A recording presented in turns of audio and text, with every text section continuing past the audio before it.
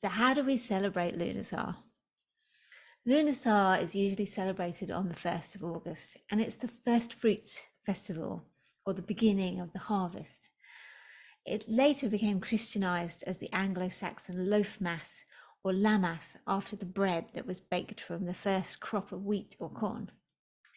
The date falls midway between the summer solstice and the autumn equinox, and it marks the beginning of the waning of the power of the sun as we move from the full expression of summer into the reaping of harvest time of autumn. So Lugh was an Irish sun god, among other things, and in some traditions, this day marked his wedding to the earth goddess, which gave rise to the Scottish tradition of couples entering into year-long marriages at Lughnasadh festival fairs, with no commitment to carry on after a year.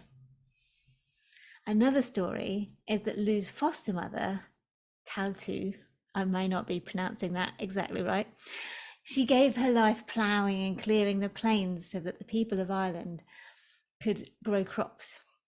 And as she died from exhaustion at the start of harvest season after her efforts, she asked her son to honour her by holding festivities in her name.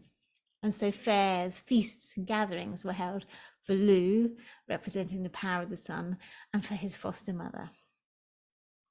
So this Sabbath is all about the harvest, reaping the rewards of our hard work and giving gratitude for abundance and for plenty. Traditionally, the first cut from the corn would have been carried to a high place and buried in offering. And this custom of climbing hills or mountains persists in some places, especially in Scotland and Ireland. So it's a great excuse for a day of hill walking and reconnecting with the land. Alternatively, you could experiment with plaiting corn dollies, which is harder than it looks. It was believed in various cultures that as you cut the corn, the spirit of the corn retreated until finally it was living in the last sheaf of corn cut from the field. And so with this last sheaf, a corn dolly would be plaited to hold the spirit of the corn, and it would be kept until the following spring, when it would be burned and the ashes spread on the ground for the new planting to bring the spirit of corn into the new crop and bring a good harvest. So if crafts are not for you, you could try your hand at baking bread, very traditional, or gingerbread men, who may have originated as representations of the corn god. And this is also a time for wild berries. In Ireland, baskets of blueberries would be offered to a potential sweetheart. In our family, traditionally we go blackberry picking at this time of year to make a crumble as part of our Lughnasadh celebrations and feasting. And when the feasting is done, it's also a time for gratitude, for the abundance of the earth, for the abundance in our lives.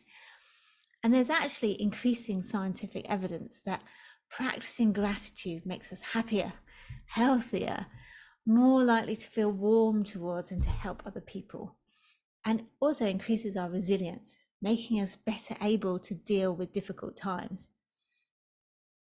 So in more than one study, the keeping of a gratitude journal in which you write things that you're grateful for every day, or the writing of letters of gratitude to people in your life, have been shown to give real and lasting benefits to the writer. So Lughnasadh is an excellent time for one of these practices.